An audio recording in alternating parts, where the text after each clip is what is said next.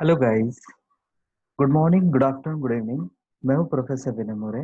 I welcomes to all in digital Eklavya engineering. Guys, we have already started module number 5, that is a force vibration. Okay, I hope you have watched previous video on the force vibration. So I am going to cover the last numericals on this part, and after that I will cover the numericals on vibration isolation, transmissibility, then vibration measuring instruments. Okay, so this is the second video. So shall we start?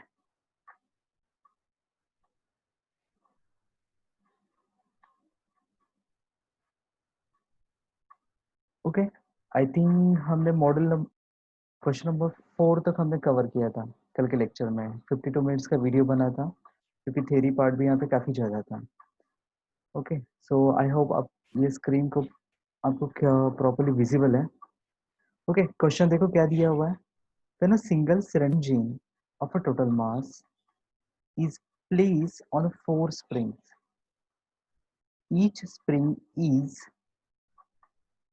deflected by 2 mm, dashpot offering 400 Newton of damping force at relative velocity 200 mm per second, and to the engine to damp out the vibration, the reciprocating mass of the engine 20 kilo Newton. So guys यहाँ पे थोड़े से कुछ words properly यहाँ पे visible नहीं है, सो मैं आपको एक बार रिपीट करता हूँ मैं अपने नोट्स में से, सो क्लियर हो जाएगा, कुछ मिसिंग नहीं होगा। And sorry for inconvenience. So okay, so numerical वापस से मैं रिपीट करता हूँ। When a single cylinder engine of a total mass 300 kg is placed on a 4 springs, each spring is compressed by 2 mm, dashpot offering 400 Newton of a damping force at a relative velocity 200 mm per second. It is attached to the engine to damp out the vibrating.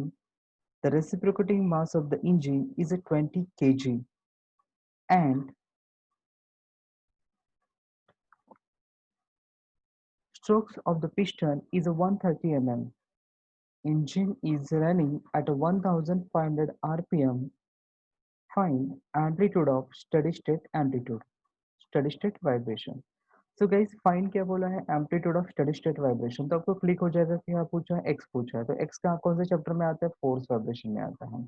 और x का formula क्या था, तो वो देखना है आपको। So guys I hope आपको एटलीस्ट इतना सब कुछ देखने के बाद आपको मॉडल तो पता चला होगा, steady state amplitude. So one by one देखते गिवन डेटा क्या दिया है। सबसे पहले बोला है क्या है, single cylinder engine. Okay, each and every word is important. Single cylinder है तो जितने सिलेंडर्स होते हैं उतने पिस्टन्स होते हैं। तो सिंगल सिलेंडर इंजन दिया हुआ है of a total mass 300 kg। Total mass कितना है, 300 kg। It is a place on 4 springs, मतलब इंजन के नीचे प्लेटफॉर्म होगा और प्लेटफॉर्म के नीचे 4 स्प्रिंग्स हैं। Each spring is compressed by 2 mm। जैसे मैंने उस प्लेटफॉर्म पे इंजन को प्लेस किया, माउंट किया, then spring will deflect because of mass by the 2 mm। So guys spring को डिफ्लेक्शन मैंने दिया है क्या, एक्स? नहीं, जैसे मैंने मास को प्लेस कर दिया स्प्रिंग डिफ्लेक्ट हो गया, कॉम्प्रेस हो गया, तो इनिशियल डिफ्लेक्शन को हम क्या बोलते हैं, डेल्टा एस टी। तो delta S T is given. Dashpot offering means damper force, means क्या दिया हुआ है, F d 400 Newton of a damping force at a relative velocity. Relative velocity को हम क्या बोलते हैं, एक्स डॉट, बट वो कितना दिया है, 200 mm पर सेकेंड। सो मैं mm को किस में कन्वर्ट करूंगा, मीटर में। सो 200 into 10 raised to minus 3 meter per second. It is attached to the engine to damp out the vibration. The reciprocating mass of the engine, तो इंजन के अंदर रेसिप्रोकेटिंग पार्ट कौन सा होता है, दैट इज अ पिस्टन। तो piston का मास 20 kg दिया है। सो गाइस यहाँ पे दो अलग अलग मासेस दिए हुए हैं। ओके, सो ये फोर्स वाइब्रेशन का कौन सा पार्ट है, मैं आपको पहले एक्सप्लेन करता हूँ।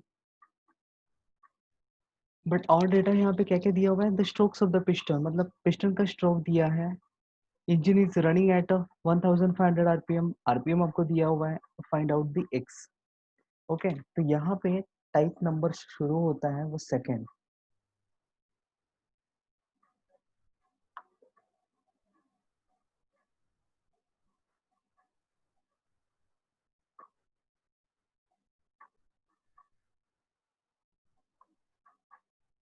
सो उसी मॉडल के स्टार्टिंग में हमने थ्योरी भी कवर किया हुआ है, सो मैं इसको आपको शो करता हूँ।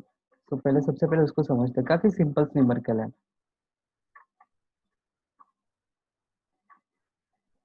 Okay, this one, type number 2, force vibration due to rotating unbalance. So guys यहाँ पे एक्चुअल सिस्टम को रिप्रेजेंट किया है कि सब वहां पे हमने कंसिडर किया एक total mass having a rotating object. Same type है, type number 2 and type number 3। Type number 3 आपको बाद में एक्सप्लेन करता हूँ, तो फिलहाल समझ लो यहाँ पे एक रोटेटिंग ऑब्जेक्ट है। ओके, टोटल मास है m इंक्लूडिंग दिस mo। जो रोटेटिंग है, जो अनबैलेंस क्रिएट कर रहा है, अनबैलेंस क्यों क्रिएट कर रहा है, क्योंकि वहां पे सेंट्रीफ्यूगल फोर्स एक्ट हो रहा है, that is mr omega square. Okay, but यहाँ पे r हम किसको बोलते हैं, फ्रीक्वेंसी रेशियो को। अगर मैं रेडियस को भी r यूज करता हूँ, फ्रीक्वेंसी रेशियो को भी r यूज करता है, तो बच्चे उसको r स्क्वायर करेंगे, r क्यूब करेंगे, तो न्यूमेरिकल उधर ही आपको क्या देगा, जीरो। तो ये कंफ्यूजन अवॉइड करने के लिए मैं उसको r नहीं बोलूंगा, मैं उसको क्या बोलता हूँ, इसेंट्रिसिटी। क्योंकि इसका रोटेशनल एक्सिस कहाँ पे, एट अ पॉइंट o, और इसका सीजी कहाँ पे, एट पॉइंट mo, तो मैंने उसको इसेंट्रिसिटी बोला। So mo e omega square, got it. Okay, और बाकी as usual spring force and damping force. So m is a total mass including unbalanced mass, mo। mo is a rotating unbalanced mass, e for eccentricity। तो यहाँ इस case में formula होता है magnification factor का। पहले फॉर्मूला था x upon x s t, और एक्स एस टी अपना क्या होता था, f o by k. But for this case x s t क्या होगा, m o into eccentricity divide by mass. और पहले के फॉर्मूले में क्या था, is equal to 1 upon under root में सब पूरा टर्म था, यहाँ पे 1 नहीं है, यहाँ पे आर स्क्वायर है। यही चेंजेस है, यहाँ पे डिनोमिनेटर चेंज हुआ, यहाँ पे न्यूमरेटर चेंज हुआ। R square upon under root of 1 minus r square the whole square plus 2 the whole square. Phase angle का फॉर्मूला अभी भी सेम है, tan inverse of 2 upon 1 minus r square. Okay, और यहाँ पे आपको एफ ओ कहाँ से मिलेगा, तो सेंट्रीफ्यूगल फोर्स से। सेंट्रीफ्यूगल फोर्स का आपको फॉर्मूला पता है, m r omega square, but यहाँ पे एम कितना, एमओ, आर कितना, eccentricity, omega square. Okay, I hope ये टाइप आपको समझ में आया होगा। सिमिलर एक टाइप है रेसिप्रोकेटिंग का, जैसे कि अभी का अपना जो न्यूमेरिकल है।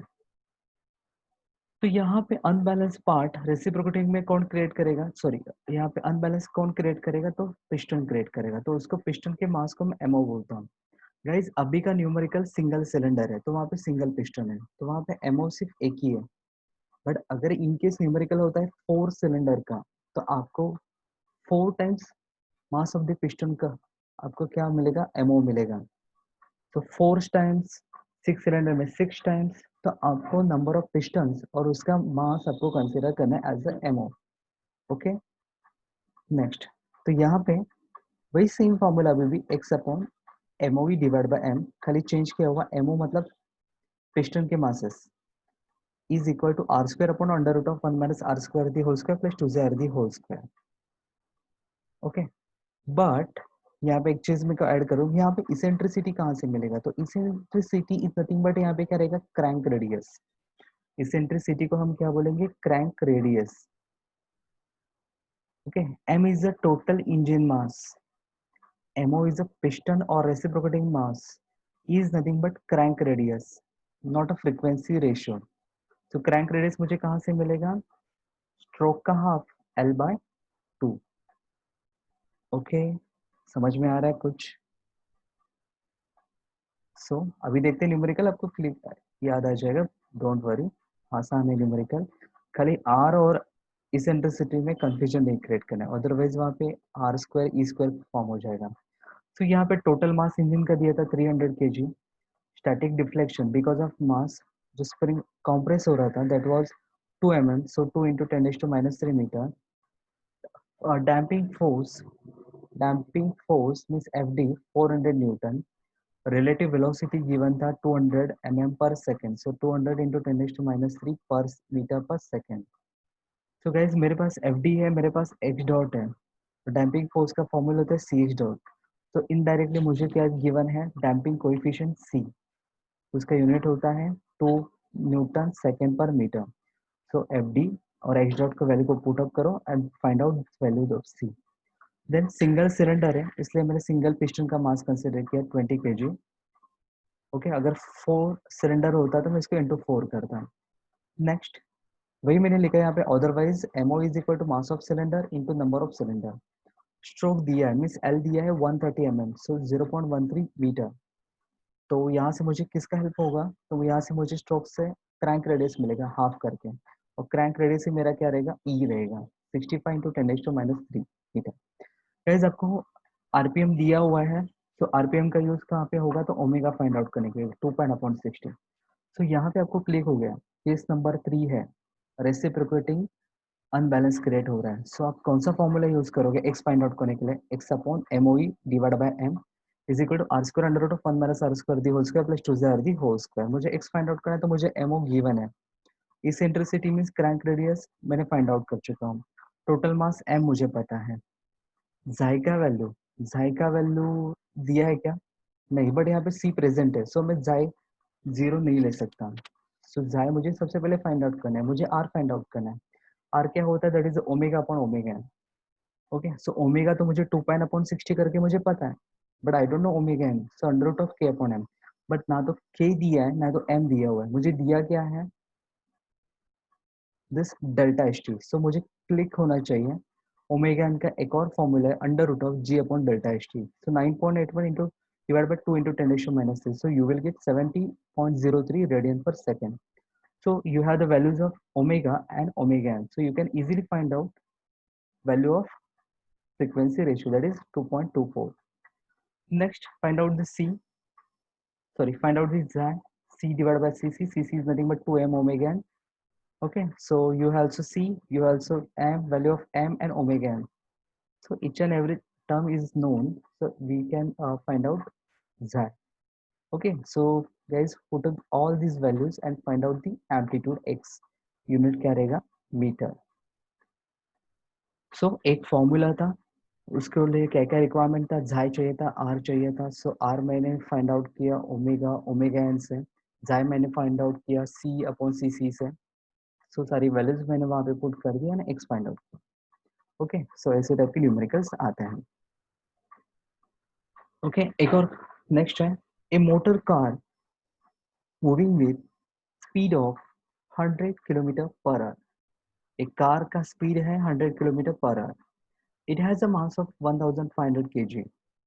कार का मास कितना है, 1500 kg. It passes over the rough road, which has sinusoids with amplitude 75 mm. Road कैसा है, सिनोसिडल वेव, मीन्स खड्डा, स्पीड ब्रेकर, सब कुछ है वहां पे। ओके, सो साइन वेव की तरह उसका क्या है, मोशन है, इसका रोड के सरफेस का, सॉरी, रोड का सरफेस साइन वेव की तरह है, जिसका एम्पलीट्यूड कितना है 75 mm, जिसका वेवलेंथ कितना है। सो वेवलेंथ यहाँ पे विजिबल नहीं है, तो मैं आपको रीड करके बताता हूँ। वेवलेंथ यहाँ पे है 5 mm, के दिया है 500 न्यूटन पर mm, जाई दिया है 0.5। Determine the displacement of amplitude of car and time lag. Displacement amplitude of car means mass का एम्पलीट्यूड पूछा हुआ है, ओके, एंड टाइम लैग। तो यहाँ पे देखो, यहाँ पे सिस्टम कैसे रिप्रेजेंट किया कि this is a car, this is a suspension system, this is a wheel and this is a road surface. तो यहाँ पे कार भी वाइब्रेट हो रही है एंड रोड भी वाइब्रेट हो रहा है, ऐसा नजर आ रहा है। ओके, इनिशियली सो इसका भी एक एम्पलीट्यूड दिया है, उसका भी वेवलेंथ दिया हुआ है। वेवलेंथ मीन्स होता क्या है कि सपोज मेरा साइकिल यहाँ से स्टार्ट हो रहा है पिक पॉइंट से, तो next after one cycle same position पे जितना डिस्टेंस होगा वो क्या होता है, लैम्बडा। सो आपको डिस्टेंस है उसका यूनिट क्या रहेगा, मीटर में। ओके, सो ये टाइप होता है, type number, just wait,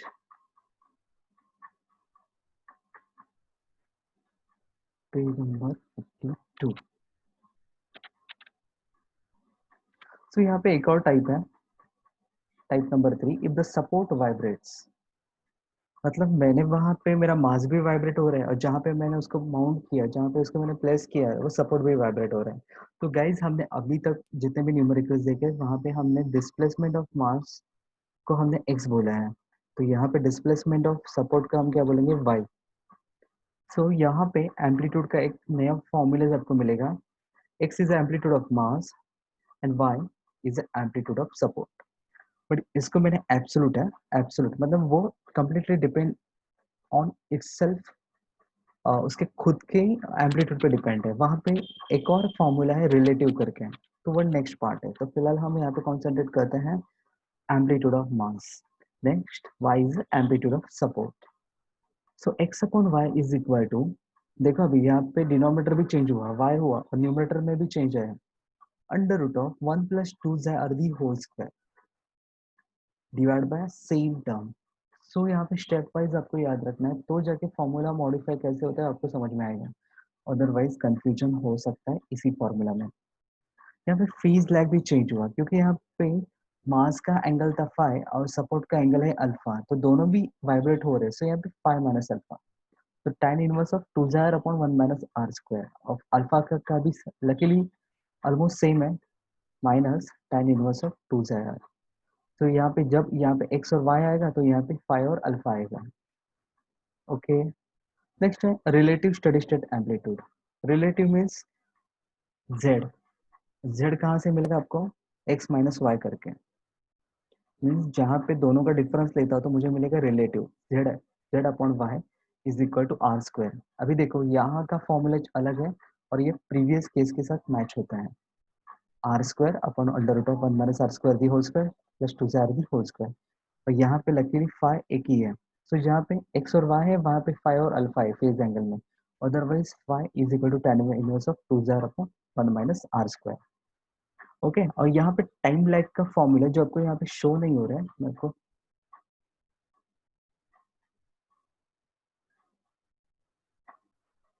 okay यहाँ पे एक रिलेशन है टाइम और एंगल का, आपने बचपन से सीखा होगा, थीटा इज इक्वल टू क्या होता है, ओमेगा टी। ओके, सो अगर आपको कोई बोले कि थीटा से मुझे टाइम पीरियड निकाल के दिखा, तो क्या करोगे, theta means angle divide by omega, but remember time चाहिए मुझे सेकेंड में, तो एंगल किस में पुट करोगे आप, डिग्री में नहीं, उसको पुट करना पड़ेगा आपको रेडियन में।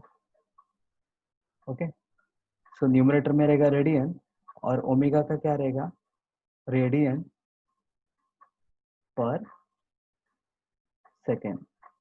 सो रेडियन रेडियन कैंसिल होगा, डिनोमिनेटर का denominator with numerator, so you will gate second.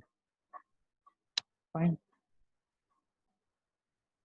सभी देखते हैं पेज नंबर 62।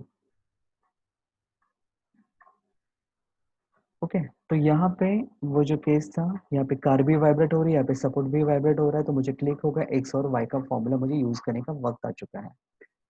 ओके, यहाँ पे वेलोसिटी दी है 100 किलोमीटर पर आवर, सो उसको कन्वर्जन किया मैंने मीटर पर सेकंड में, कैसे किया, 10⁻³ डिवाइड बाय 3600। सो वेलोसिटी दिया है, रोड का एम्पलीट्यूड दिया है 75 mm, सो 75 इंटू 10⁻³ मीटर, स्प्रिंग का स्टिफनेस के दिया हुआ था, सो उसका कन्वर्जन करके लिया न्यूटन पर मीटर में, मास दिया है कार का 1500 kg, जाय दिया हुआ है और वेवलेंथ 5 mm दिया था, तो इसको भी कन्वर्ट करके लो 10⁻³ मीटर करके, find out the x. Car का आपको क्या फाइंड आउट करना है, एम्पलीट्यूड, और वो जो खड्डा है उसको क्रॉस करने के लिए, जो वेवलेंथ है उसको क्रॉस करने के लिए कितना टाइम लगेगा, वो टाइम पूछा हुआ है, टाइम लैग। ओके, तो सबसे पहले जो एक्स निकलना है, तो मुझे सबसे पहले चैप्टर पता चल गया, यहाँ पे दो डिफरेंट एम्पलीट्यूड्स है, so x upon y, x upon y का फॉर्मूला क्या है, under root of 1 plus 2 r the whole square divide by under root of 1 minus r square the whole square plus 2 r the whole square. So मुझे क्या क्या लगेगा, यहाँ पे क्या क्या गिवन है, मुझे एक्स निकलना है, वाई मुझे गिवन है। ओके, रोड का एम्पलीट्यूड गिवन है, क्या मुझे आर और जाय पता है, नहीं पता है, तो चलो फाइंड आउट कर लेते हैं। R is equal to what, omega upon omega, तो ओमेगा एन कहाँ से आएगा, under root of k upon m, ये दिया है, मास दिया है आपका, बट क्या मुझे ओमेगा पता है, नहीं पता है तो क्या करोगे? तो यहाँ पे एक काफी इंपॉर्टेंट रिलेशन आपने पहले यूज किया है, थोड़ा मे भी आपको याद नहीं होगा। Velocity is equal to f lambda. अभी ये फॉर्मूला बना कहाँ से?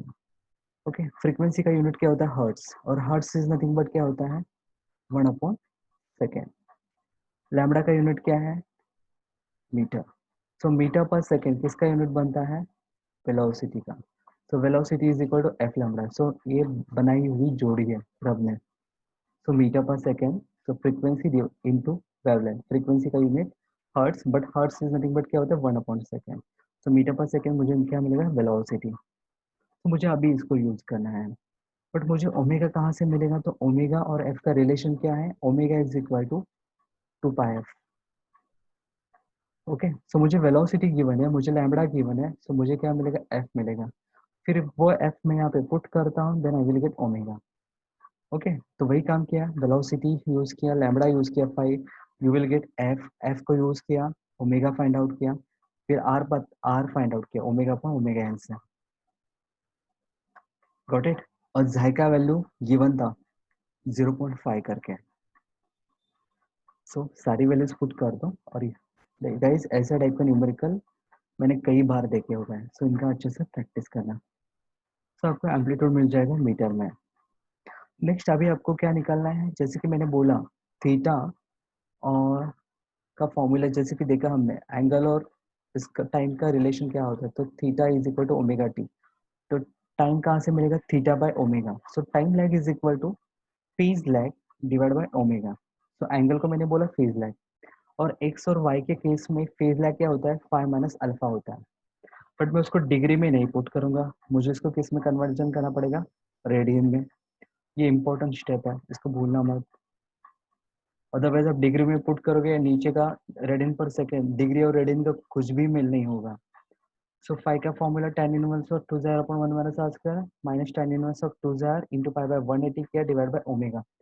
सो गाइस सारे वैल्यूज आपको पता है, आप इजीली फाइंड आउट करोगे टाइम पीरियड, मतलब 0.041 सेकेंड मुझे लगेगा उस खड्डे को क्रॉस करने के लिए। ओके, इंटरेस्टिंग था ना ये न्यूमेरिकल? ओके, सेम टाइप का न्यूमेरिकल है। देखिए यहाँ पे क्या क्या दिया हुआ है। व्हीकल मास, मास दिया है 1200 kg, सो कैपिटल एम दिया हुआ है। Travelling on the rough road surface which has very sinusoidal with amplitude. Road का सरफेस कैसा है? मतलब y दिया हुआ है 0.05। Wavelength of the suspension system, spring constant and damping ratio is 0.5। सो यहाँ पे वेवलेंथ 6 मीटर, सॉरी यहाँ पे विजिबल नहीं है, बट यहाँ पे 6 मीटर दिया हुआ है। के का वैल्यू दिया हुआ है, जायका वैल्यू 0.5 बोला है। If the vehicle is travelling 100 kilometre per hour की स्पीड है, फाइंड एम्पलीट्यूड ऑफ व्हीकल। तो सेम टाइप का न्यूमेरिकल है। ओके, सो एक्स अपॉन वाई करना है, तो सबसे पहले मुझे आर लगेगा, आर के लिए मुझे ओमेगा एन लगेगा। ओमेगा कहाँ से आएगा? तो v upon v is equal to f lambda करोगे, एफ फाइंड आउट करोगे, एफ यहाँ पे पुट करोगे, ओमेगा फाइंड आउट करोगे, फिर ओमेगा पता है, ओमेगा एन पता है, so you will get are.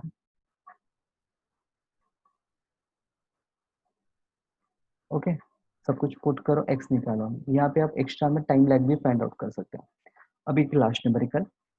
A machine part weighing 20 newton, machine का part 20 newton vibrates in a viscous medium. So यहाँ पे विस्कस मीडियम मतलब डैम्पर प्रेजेंट है। Determine the damping coefficient, okay c पूछा है। Then harmonic exciting force 25 newton. So force दिया है, तो क्या कौन सा न्यूमेरिकल है? फोर्स वाइब्रेशन का, मॉडल नंबर 5।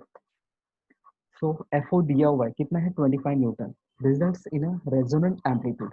रेजोनेंट एम्पलीट्यूड को हम क्या बोलते हैं? एक्सआर। एक्सआर कितना दिया हुआ है? 0.01 metre with a period of 0.2 second. Guys time period भी दिया हुआ है 0.2 second. This one, if the same system, if आ गया मतलब केस टू आ गया, if the same system is excited by the harmonic force 4 hertz. So एक नया केस टू में फ्रीक्वेंसी आपको दिया हुआ है, तो फ्रीक्वेंसी से क्या मिलेगा? ओमेगा मिलेगा।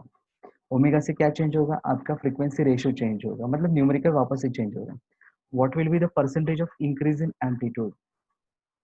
सो आपको percentage of increase in amplitude निकालना है, मतलब इन दोनों केसेस में आपको कंपेयर करना है व्हेन डैशपॉट इज रिमूव। सो एक बार क्या करना है, डैश डैम्पर को रखना है, एक बार डैम्पर को निकालना है, तो आपको दोनों केस का x मिलेगा, x1 बोलेगा, x2 बोलूंगा, उसमें से मुझे क्या निकालना है, percentage of increase in amplitude.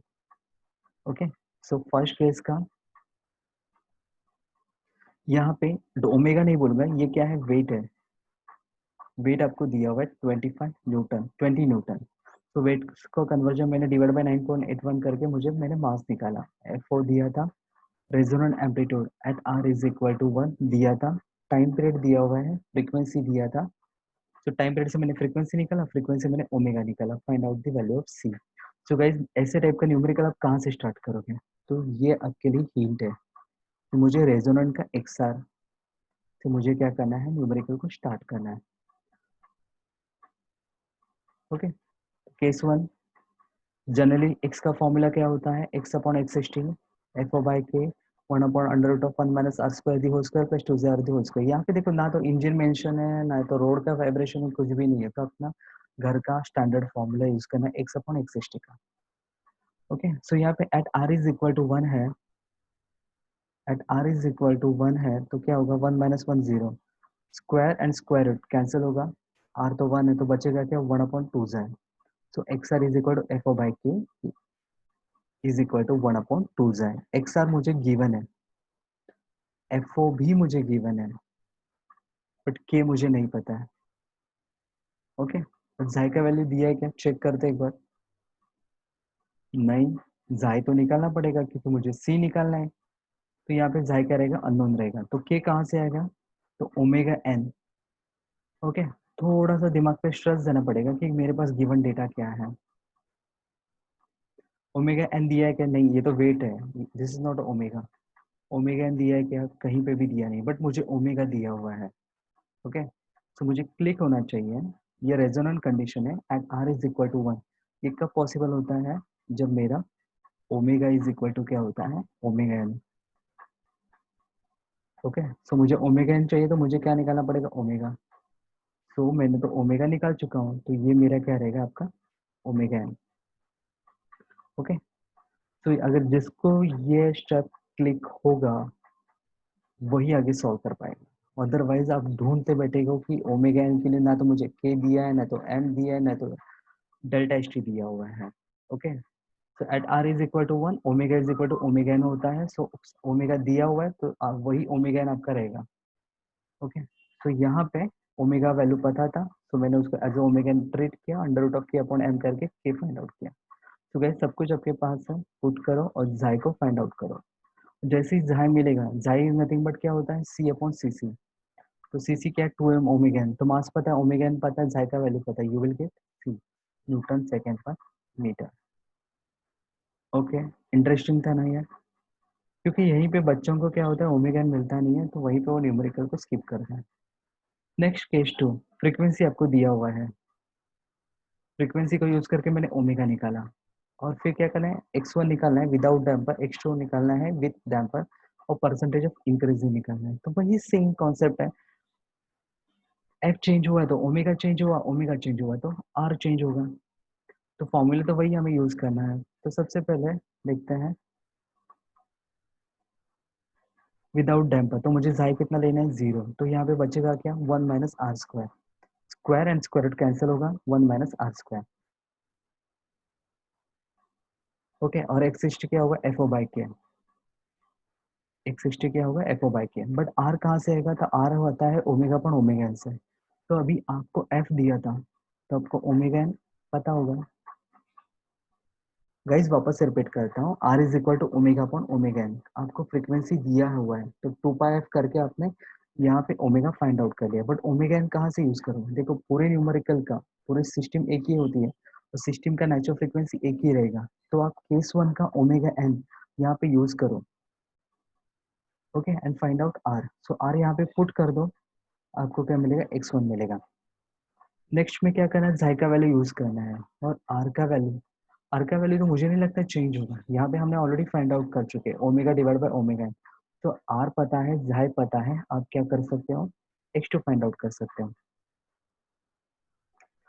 अभी ऑफ कोर्स अगर मैं डैम्पर यूज करता हूँ, जहाँ यूज करता हूँ, तो मेरा x2 क्या आएगा, लेस आएगा। ओके, सो यहाँ पे परसेंटेज ऑफ इंक्रीजिंग का फॉर्मूला क्या होता है, maximum minus minimum divide by minimum into 100। तो यहाँ पे मैक्सिमम वैल्यू कौन सी है, दिस वन। मिनिमम वैल्यू कौन सी है, x2 है, डिवाइड बाय x2 इंटू 100। तो पुट करो, आंसर निकालो।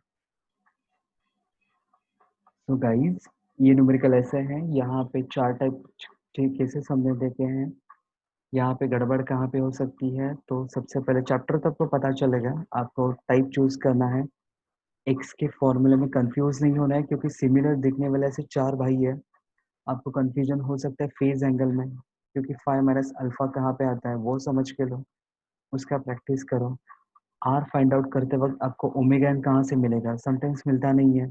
तो ओमेगा एन के फॉर्मूला कितना है, के अपॉन है, या तो फिर जी अपॉन डेल्टा एच टी। तो या तो फिर नहीं है, तो आपको चेक करना है कहीं r is equal to one तो नहीं बोला है, रेजोनेंट कंडीशन तो नहीं बोला है। तो छोटे छोटे बातें आपको क्या करनी है, प्रैक्टिस से आपको याद रखनी है। बाहर करके ये नहीं होगा, यहाँ पे आपको प्रैक्टिस की जरूरत है। और इस मॉडल का वेटेज अच्छा खासा 20 to 25 मार्क्स है। सो इस न्यूमेरिकल्स को स्किप मत करो, एक बार खुद से प्रैक्टिस करो, चाहे तो ओपन बुक टेस्ट की तरह प्रैक्टिस करो, फिर एक बार खुद से सॉल्व करो। ओके, सो मैं अभी स्टॉप करता हूँ, इसके बाद दो वीडियोस बनेंगे। फर्स्ट होगा वाइब्रेशन आइसोलेशन एंड ट्रांसमिसिबिलिटी, और लास्ट में होगा vibration measuring instrument. Okay, so have a nice day, take care.